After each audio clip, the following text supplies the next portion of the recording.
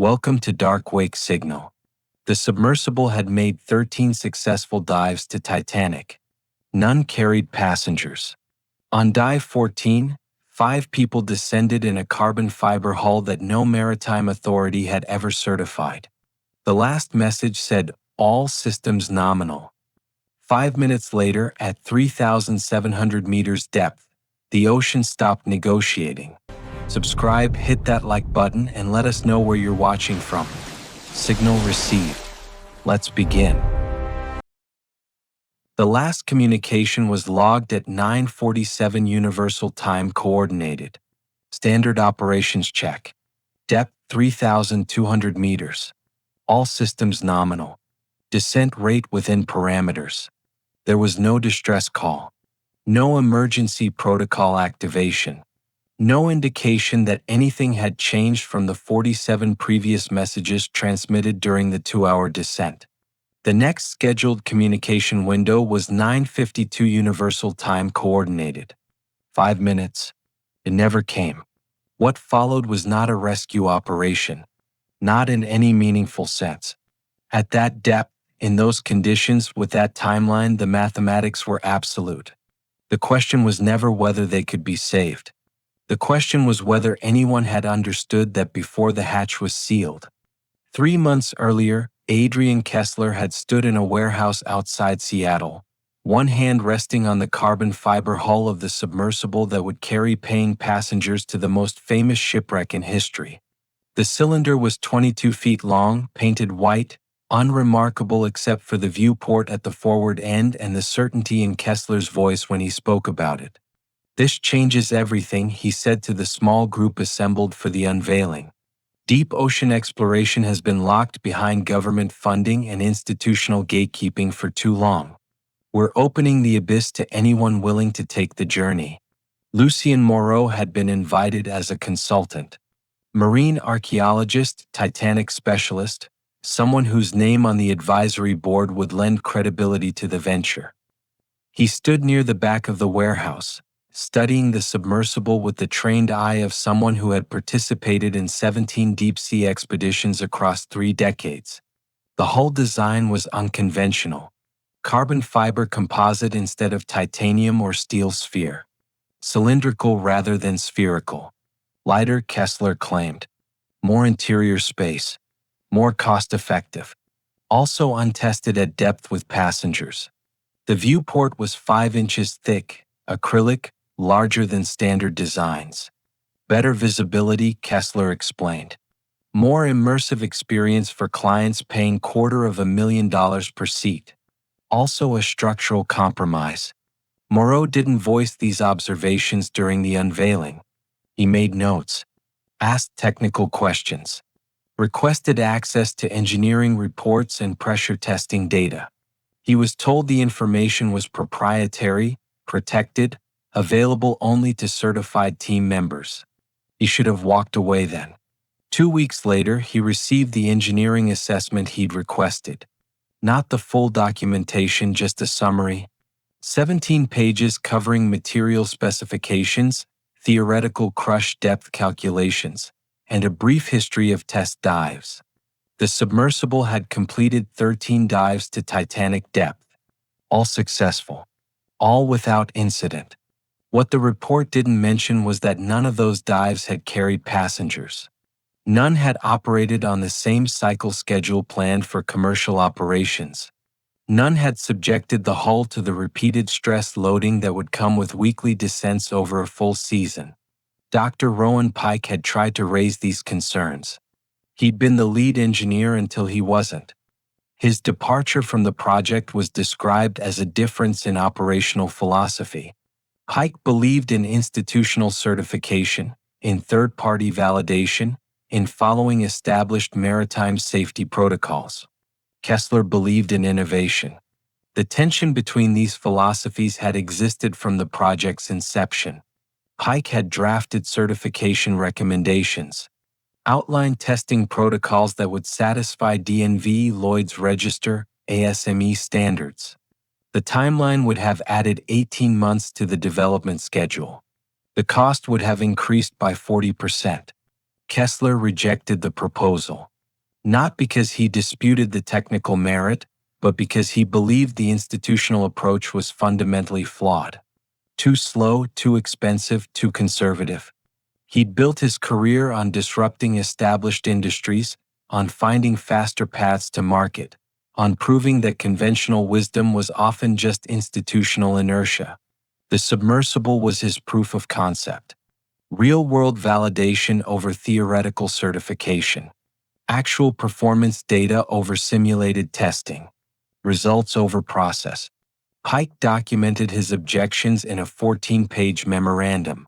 He detailed the specific risks associated with carbon fiber composite at depth, the potential for delamination under cyclic loading, the difficulty of non-destructive testing, the unknowns in long-term pressure exposure. The memorandum was filed. Pike's contract was not renewed. The project continued. That was 18 months before the dive. 18 months of preparation, marketing, ticket sales. 18 months of public appearances where Kessler described his vision for democratizing deep-sea exploration. 18 months of building momentum toward the moment when paying passengers would descend to Titanic. The morning of the dive, Robert Hensley arrived at the support vessel 40 minutes early. Businessman, investor, someone who had built his career on calculated risks and confident decisions. He'd paid his deposit 18 months prior, secured his seat on the third commercial expedition, and spent the intervening time reading everything available about Titanic's final voyage. The irony wasn't lost on him. Traveling to see a ship that sank because too many people believed it was unsinkable. But this was different. This was 2023. This was modern engineering, real-time monitoring, comprehensive safety systems. This was certified. Except it wasn't. The submersible carried an experimental designation, documented in the waiver that Hensley had signed, acknowledged in the briefing materials, mentioned in the promotional content, though usually framed as pioneering rather than unproven. Hensley understood experimental meant untested by traditional standards. What he didn't fully grasp was that it also meant uncertified by any recognized maritime authority, that no independent agency had validated the design, that the safety margins were based entirely on Kessler's calculations and test program. These distinctions seemed academic in the abstract. Sitting on the support vessel, watching the submersible being prepared for launch, they remained abstract. Elliot Branham was the youngest passenger, 23, recent graduate, present because his father had purchased the seats as a gift, a once-in-a-lifetime experience, something to mark the transition into adulthood. He'd spent the previous evening reading the waiver. 38 pages of legal language describing all the ways the expedition could result in injury or death, pressure-related incidents, life support failures, navigation errors, structural compromise. The waiver used the word experimental 14 times. Each instance was bolded, highlighted, impossible to miss. The legal team had been thorough. No passenger could claim they hadn't been informed. But informed consent requires understanding what you're consenting to.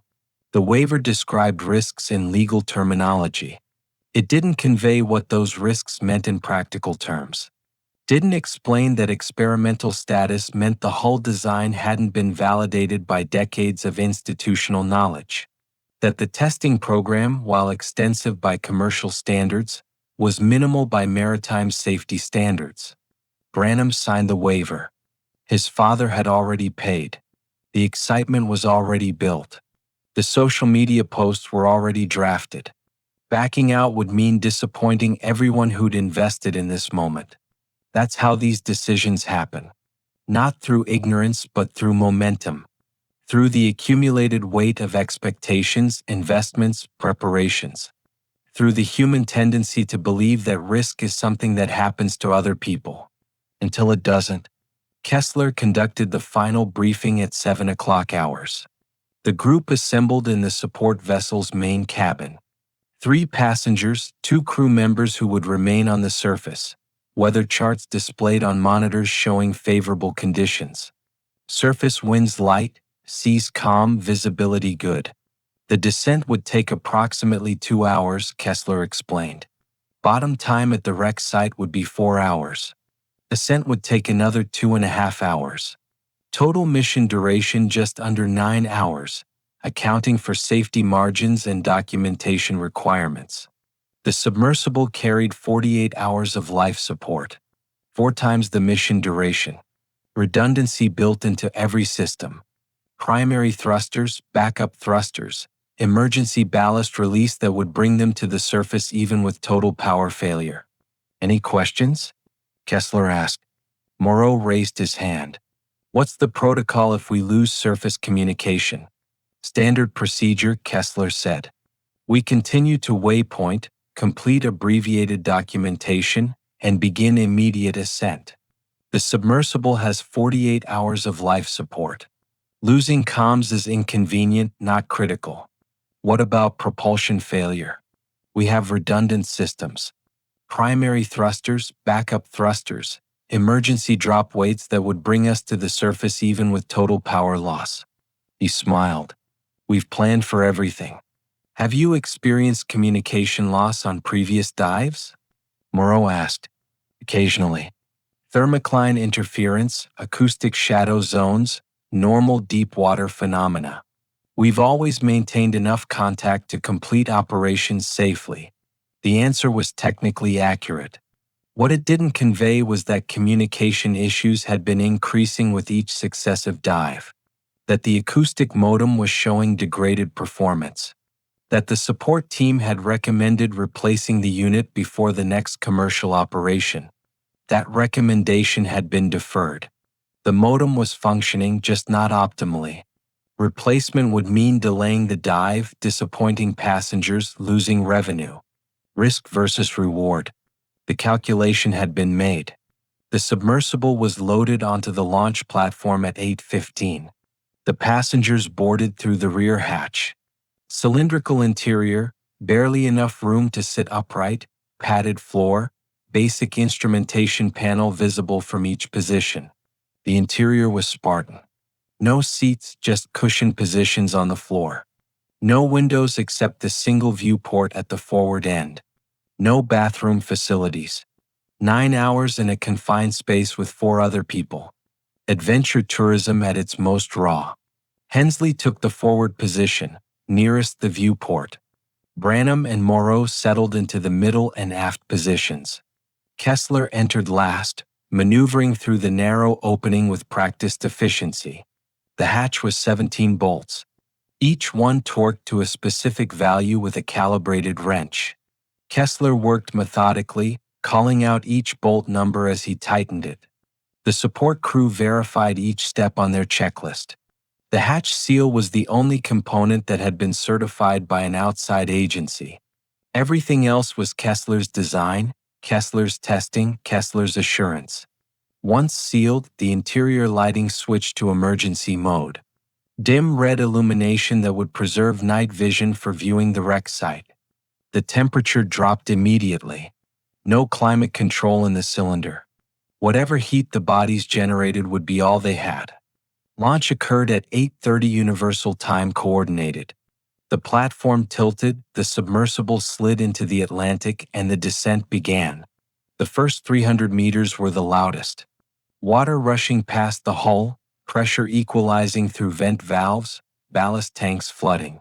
The submersible rocked in the surface current, then stabilized as it dropped below the wave action. Through the viewport, Hensley watched the color of the water change. Bright blue near the surface, shifting to deeper blue, then to twilight blue-green. Particles drifted past, caught in the external lights like snow in headlights.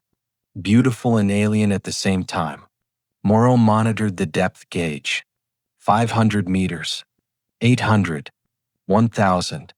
At 1,200 meters, they passed the depth limit for conventional submarine operations. Below this, only specialized research vessels operated. Military systems. Scientific platforms. Equipment that had undergone years of testing and certification. And one carbon fiber cylinder carrying 5 people toward the bottom of the Atlantic.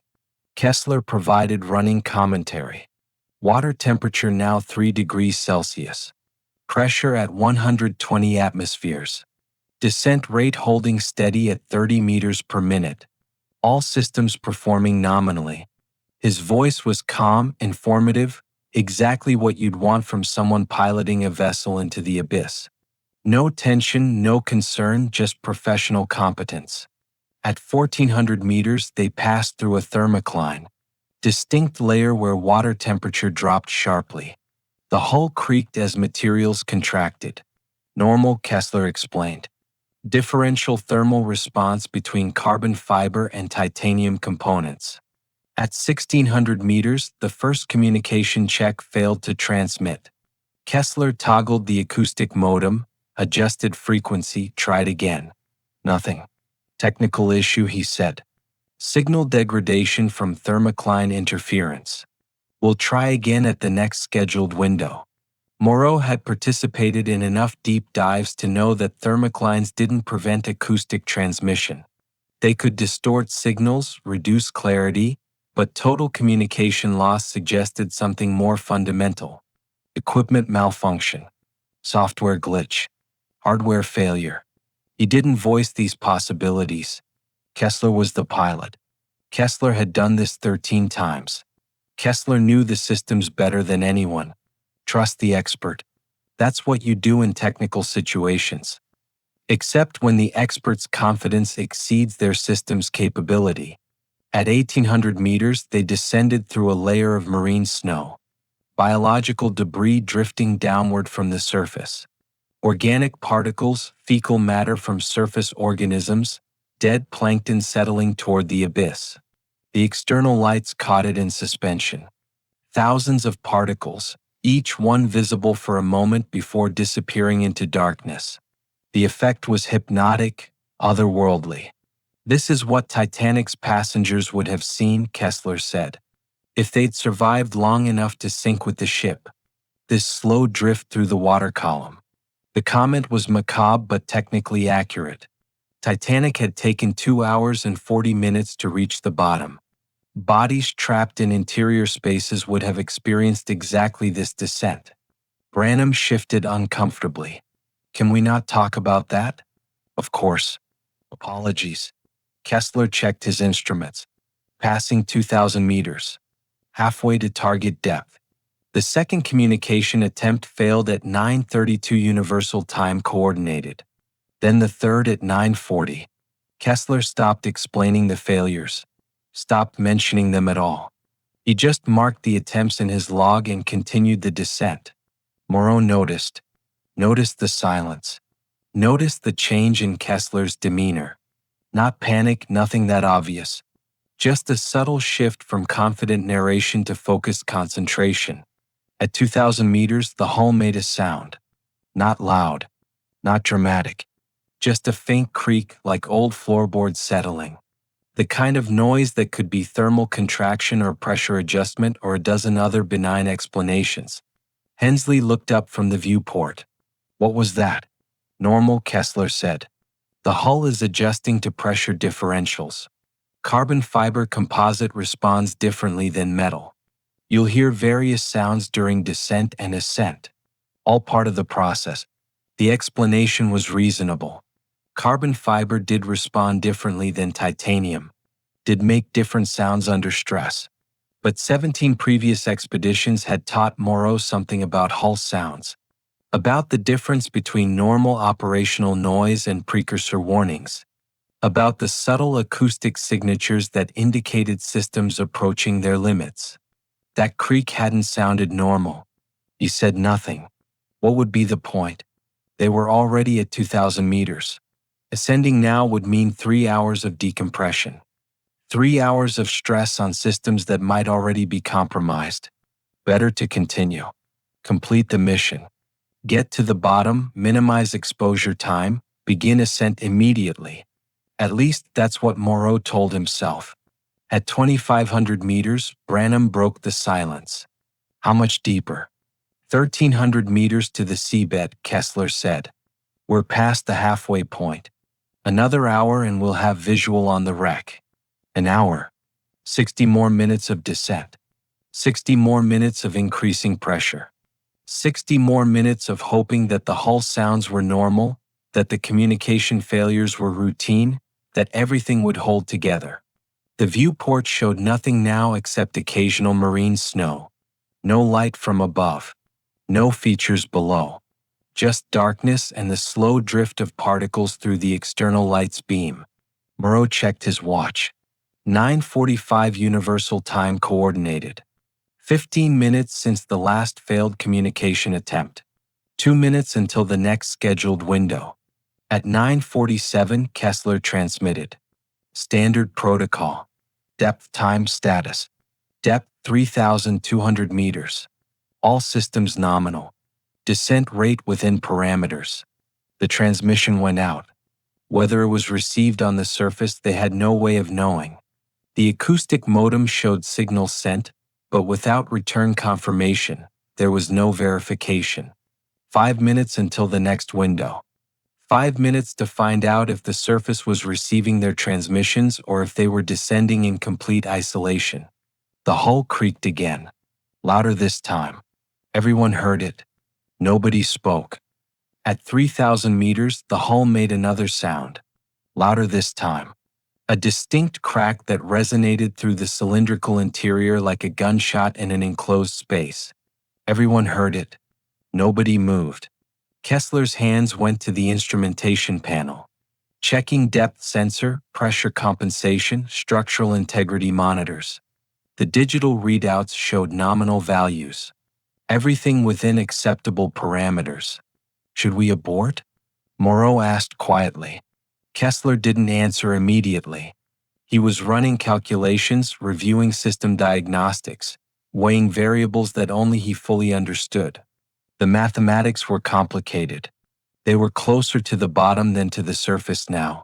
Ascending meant 3 hours in the water column with systems under stress.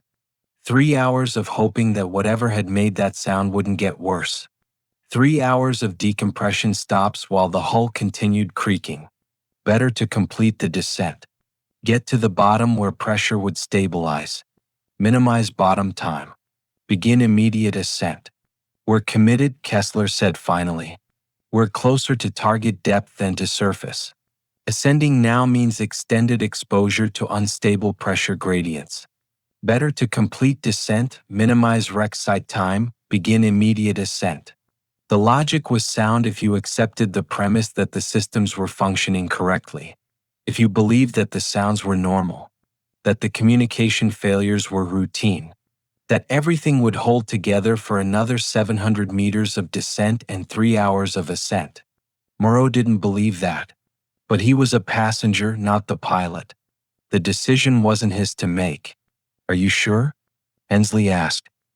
His voice was steady, but the question itself revealed concern. I've done this 13 times, Kessler said. Hull sounds are normal at depth. Carbon fiber responds differently than titanium. What we're hearing is acoustic transmission through the composite structure. It seems louder because we're in an enclosed space, but it's within expected parameters. What about the communication failures? Likely related to thermocline interference and acoustic shadow zones. We'll re-establish contact during ascent. The support vessel knows our dive profile. If we don't surface within the expected window, they'll initiate search protocols. The explanation was professional. Technically detailed. Exactly what you'd want to hear from someone piloting a vessel at 3,000 meters depth. It was also incomplete. What Kessler didn't mention was that the acoustic modem had been showing degraded performance for 3 dives. That the support team had recommended replacement. That carbon fiber, while strong in specific load applications, had failure modes that were difficult to predict and catastrophic when they occurred. That the hull sounds, while possibly normal, were also possibly precursors to structural delamination. These omissions weren't lies. They were optimizations, emphasizing the positive while de-emphasizing the uncertain. Standard procedure for managing passenger anxiety. At 3,200 meters, Kessler transmitted the last communication. Standard protocol. Depth time status. All systems nominal. The transmission went out into the darkness. Whether it reached the surface they still didn't know. The modem showed signal sent but no return acknowledgement. 5 minutes until the next window. 500 meters until they reached Titanic's depth. The descent continued. Through the viewport, still nothing except darkness and marine snow. No features. No reference points. Just the sense of falling through infinite space. Branham checked his watch. How much longer? 15 minutes to target depth, Kessler said. Then we'll approach the wreck site, complete documentation, begin ascent. What if we can't find it? The navigation system has precise coordinates. We'll locate the wreck. The concern isn't finding it. The concern is completing our observation window before we need to start ascent. At 3,500 meters, the viewport showed something new. Not the wreck, not yet. Just a subtle change in the water. Slight discoloration. Faint rust residue suspended in the current. We're close, Kessler said. That's oxide from the hull degradation. Titanic has been leaking iron compounds for over a century. Creates a detectable signature in the water column. He adjusted their descent rate, slowing from 30 meters per minute to 15. More controlled approach. Better visibility for navigation.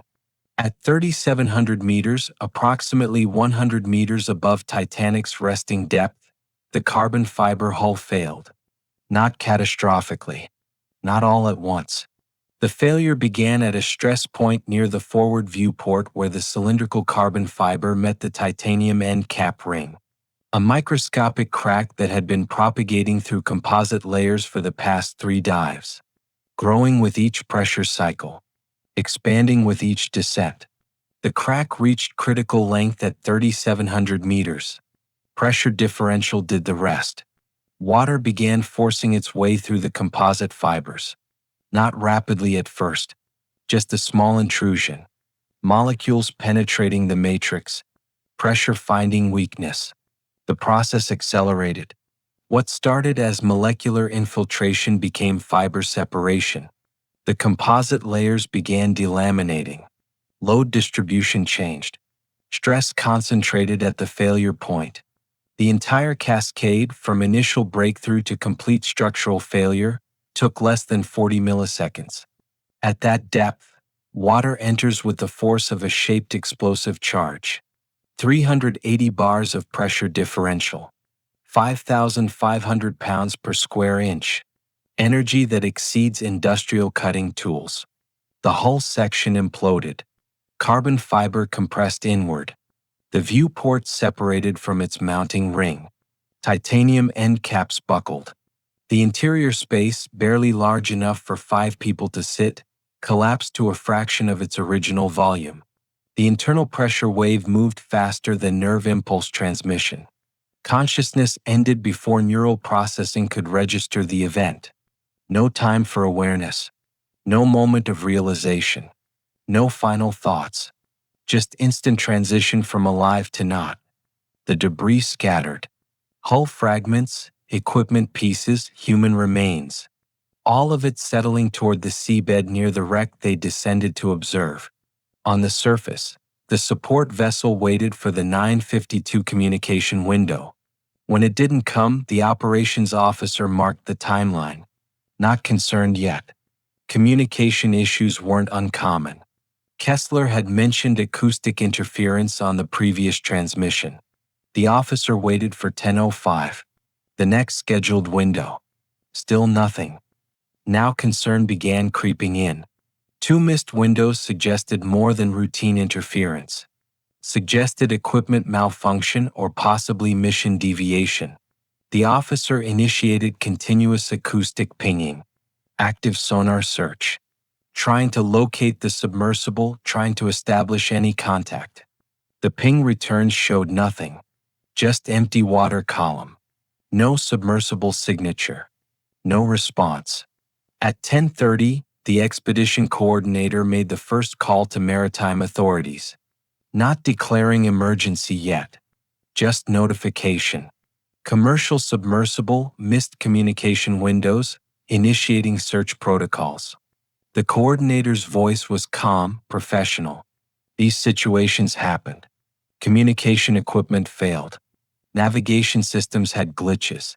Most of the time, submersibles surfaced within hours, embarrassed but safe. Most of the time.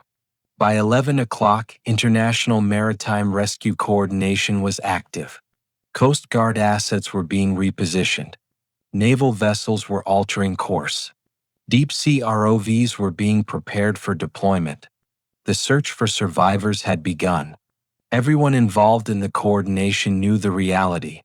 Knew that at 3,800 meters depth, with 2 missed communication windows, with no emergency beacon activation, the probability of survivor recovery was approaching zero. But procedures existed for a reason. Hope was maintained. Resources were deployed. The search area was calculated based on the submersible's last known position and drift possibilities. Current patterns, descent trajectory, potential navigation deviation. A circle with 30-mile radius centered on Titanic's coordinates. ROVs began systematic search patterns.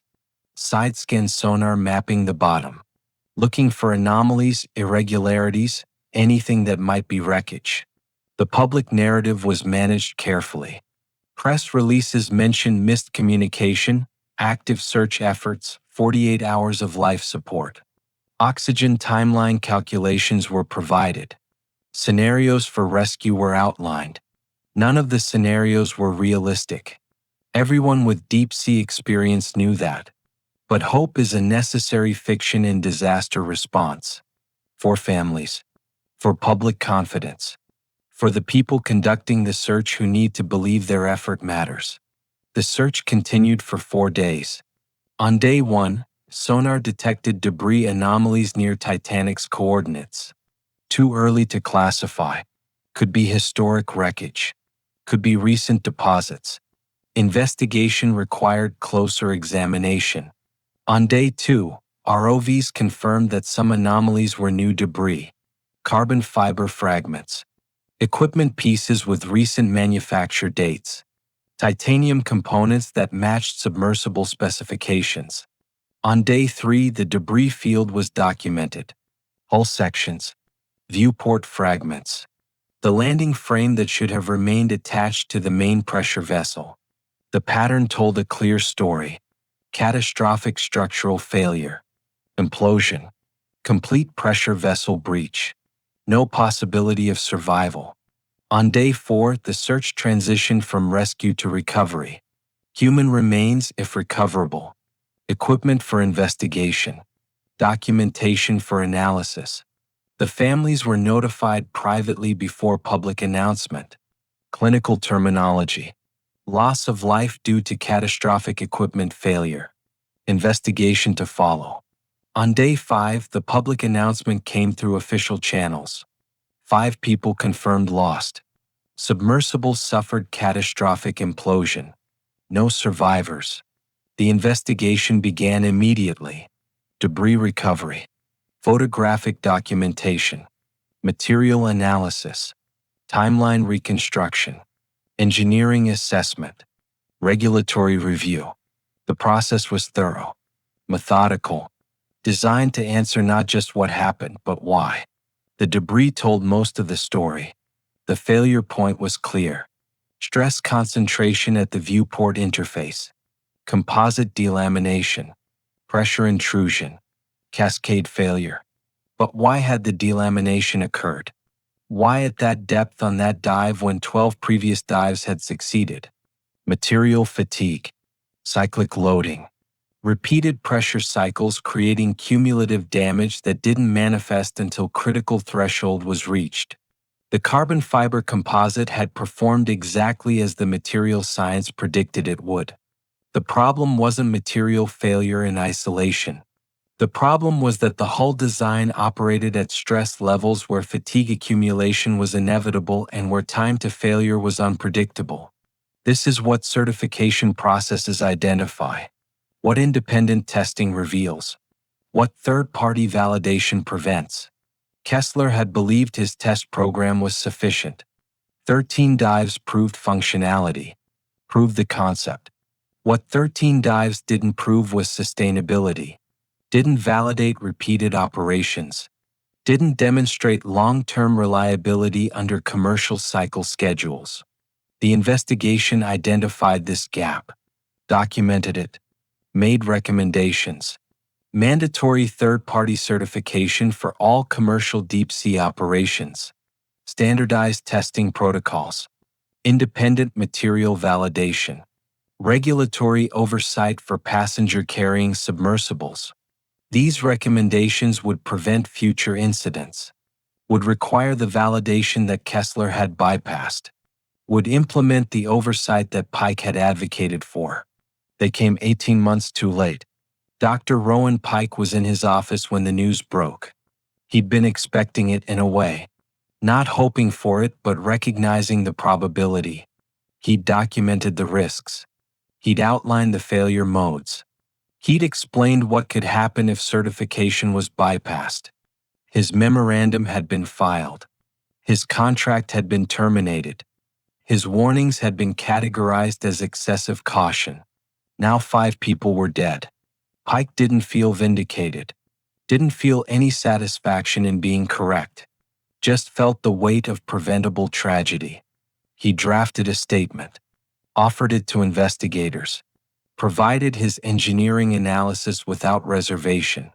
Some consultations carry moral weight beyond contractual obligation. Morrow's colleagues received the news with shock and sadness. He'd been respected in the maritime archaeology community, known for careful work, ethical practice, commitment to preservation standards. His decision to participate in the expedition had surprised some colleagues. The project's experimental status, the lack of institutional oversight, the commercial rather than scientific focus. But Morrow had believed in democratizing access to historical sites, had believed that commercial operations, properly managed, could serve educational purposes. The proper management part had been the miscalculation. Robert Hensley's family released a statement about his passion for exploration, his enthusiasm for new experiences, his belief in human capability and innovation. The statement was dignified, appropriate. What families say when tragedy has no good explanation. Elliot Branham's father didn't release a public statement.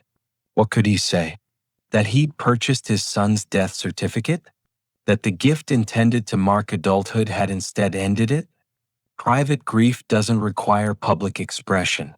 Adrian Kessler's final transmission had reported all systems nominal. That assessment was technically accurate in that moment. The systems were functioning as designed. What wasn't nominal was the cumulative stress state of the hull structure, the progressive delamination that acoustic monitoring might have detected, the fatigue accumulation that material testing would have revealed. Kessler had believed in his design, had trusted his testing, had been confident that innovation justified bypassing traditional certification. That confidence died at 3,700 meters along with 4 other people.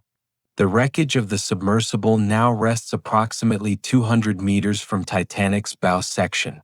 2 wrecks, 2 eras, 2 expressions of the same fundamental miscalculation. That human confidence doesn't override physical law. That the ocean doesn't negotiate. That engineering validation exists for reasons that become apparent only when ignored. Some lessons are learned through analysis and foresight. Some are learned through debris fields and recovery operations. The investigation report ran to 347 pages.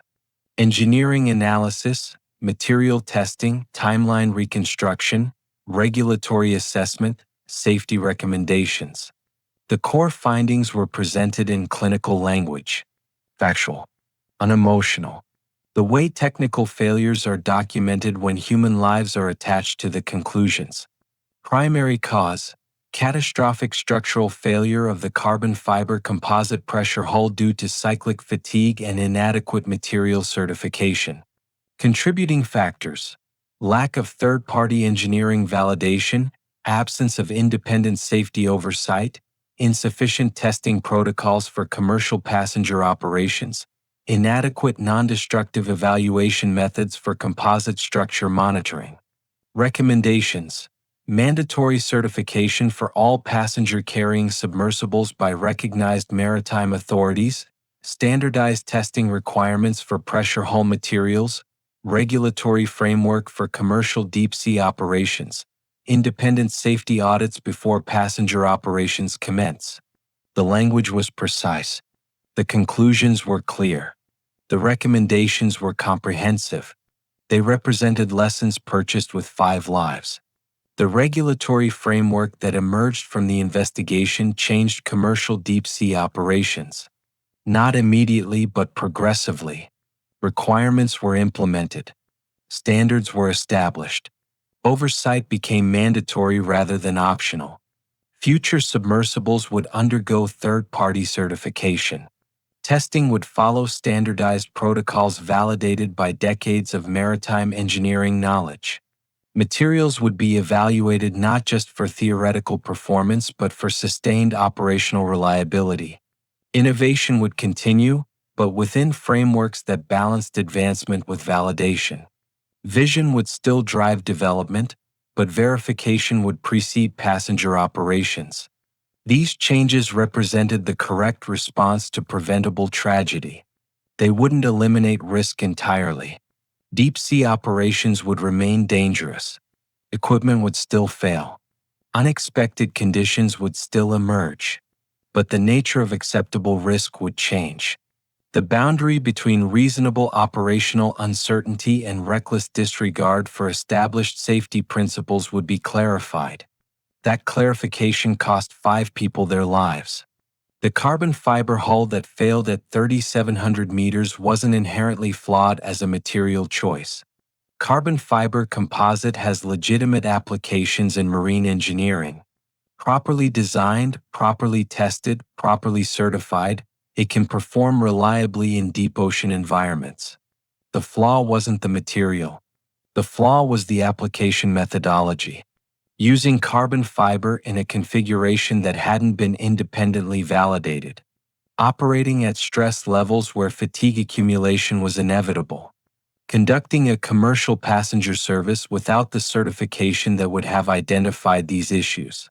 Kessler's 13 successful test dives proved the concept could work. They didn't prove it would work sustainably. Didn't demonstrate reliability across operational lifetimes. Didn't validate safety margins for repeated cycling. That validation would have required what Kessler considered excessive. Years of additional testing, multiple independent reviews, institutional certification that delayed commercial operations and reduced competitive advantage. The cost of that delay would have been measured in time and money. The cost of bypassing it was measured in lives. This is the calculation that the investigation made explicit. The math that shows why certification exists. Why institutional oversight developed. Why maritime authorities require validation before passenger operations. Not to stifle innovation. Not to protect institutional territory. To prevent exactly what happened at 3,700 meters in June 2023. Dr. Rowan Pike testified before the investigation board. Provided his engineering analysis. Shared his memorandum documenting the concerns he'd raised 18 months prior. His testimony was measured, factual, devoid of recrimination. He didn't say, "I told you so," even though the record showed he had. Didn't assign blame even though the evidence supported it. He simply explained the engineering principles that Kessler had chosen to bypass. The testing protocols that would have revealed hull vulnerability. The certification process that would have prevented commercial operations with unvalidated systems. The board thanked him for his clarity, incorporated his analysis into their findings, recommended that future oversight include engineering consultants with veto authority over commercial operations pending certification completion. Pike's professional reputation was enhanced. His expertise was validated. His career continued with enhanced credibility. None of that changed the fact that 5 people had died because his warnings were ignored. Professional vindication doesn't compensate for preventable loss. The families processed grief in private ways. Some engaged with the investigation, sought understanding of what happened, needed technical explanations for inexplicable loss. Others didn't. Couldn't find meaning in engineering analyses or material fatigue calculations. The specifics of composite delamination didn't matter when the outcome was absolute. Both responses were valid. Grief doesn't follow engineering logic. The maritime archaeology community grappled with Moreau's loss differently. He'd been respected. His work had contributed to understanding of historic wreck sites. His expertise was recognized internationally. His decision to participate in an uncertified commercial operation had been questioned by some colleagues, seen as compromise of professional standards, acceptance of risk that academic operations wouldn't tolerate. The investigation revealed that Moreau had raised concerns, had requested engineering documentation, had asked questions about certification status. He'd been told the submersible was experimental but safe, that testing had validated the design, that commercial operations wouldn't proceed without adequate safety margins. These assurances had been sincere. Kessler believed them. His confidence wasn't fraudulent, just insufficient. Moreau had trusted that confidence, had believed that someone running commercial passenger operations would ensure appropriate safety validation. That trust was betrayed, not through malice but through overconfidence and institutional resistance. The distinction matters legally, morally less so. The support vessel crew carried different weight. They'd conducted the search, maintained hope through 4 days of diminishing probability, transitioned from rescue to recovery when debris confirmed the obvious. Some crew members transferred to different operations afterward, couldn't continue in deep-sea support knowing how absolute the consequences of failure were. Others remained, incorporated the lesson into enhanced procedures, became advocates for safety protocols and certification requirements. Trauma responses varied but commitment to preventing repetition remained consistent. The ocean at 3,800 meters continues operating exactly as it always has. Pressure remains constant. Physical laws don't adjust for human intention or technological advancement. Water at that depth doesn't care about innovation, doesn't consider vision or entrepreneurial spirit, doesn't negotiate with confidence. It responds to engineering, proper engineering, validated engineering, engineering that acknowledges material limits and operates within certified parameters. This is what June 2023 demonstrated. Not that deep-sea exploration is impossible, not that commercial operations can't succeed, but that success requires respecting the frameworks developed through decades of maritime experience. Certification isn't bureaucratic obstacle. It's accumulated knowledge, institutional memory of previous failures translated into preventive requirements. Bypassing certification doesn't demonstrate innovative thinking. It demonstrates forgetting why those requirements exist. 5 people paid for that forgetting. The investigation concluded. The regulations were implemented. The debris remains where it fell, near the wreck it descended to observe. 2 monuments now mark that section of the Atlantic floor. Both represent the same principle expressed across different eras. That human ambition must be balanced with human limitation. That confidence requires validation.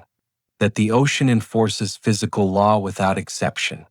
Titanic's loss in 1912 led to maritime safety reforms. Required lifeboats for all passengers. Established ice patrol services. Created international protocols for distress communication. Those changes came too late for Titanic's passengers but prevented countless subsequent deaths. The submersible's loss in 2023 led to deep-sea operation reforms. Required certification for passenger operations. Established testing standards for composite materials.